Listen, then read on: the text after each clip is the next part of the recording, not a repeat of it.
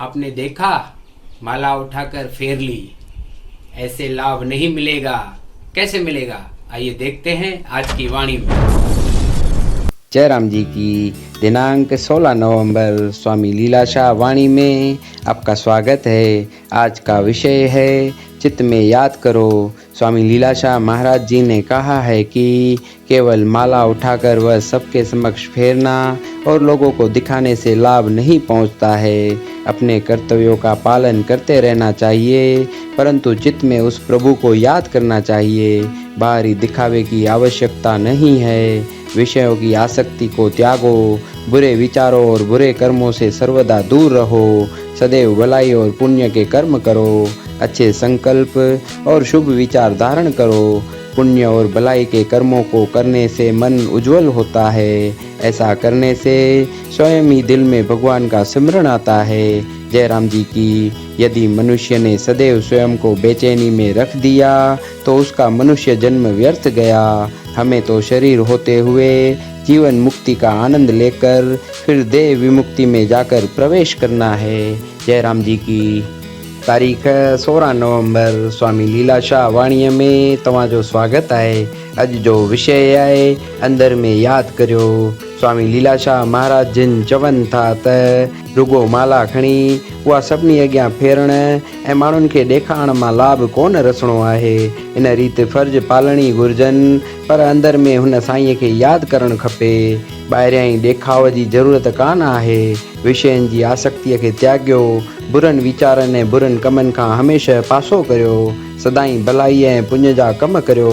सुठा संकल्प ऐं सुठा वीचार धारियो। पुञ ऐं भलाई जे कमनि करण सां मन ओझल थिए थो। ईअं करण सां पाण ई दिलि में धणीअ जी यादि अचे थी। जयराम जी की अगरि इंसान पाण खे सदा बेचैन रखंदो त संदसि मनुष्य जन्म अजायो वेंदो। असांखे जीवन मुक्तिअ जो आनंद वठी देह विमुक्तिअ में वञी प्रवेश करणो आहे। जयराम जी की ओकर मैं रची सभते स्वामी लीलाशाह प्यारा। कर मैं रची सबते स्वामी लीलाशाह प्यारा। ओया मिन थमनी दे तू, ओया मिन थमनी दे तू। ओ कामिल करणीय वारा। ओया मिन थमनी दे तू। कामिल करणीय वारा। ओकर मैं रची सभते ओ स्वामी लीलाशाह प्यारा।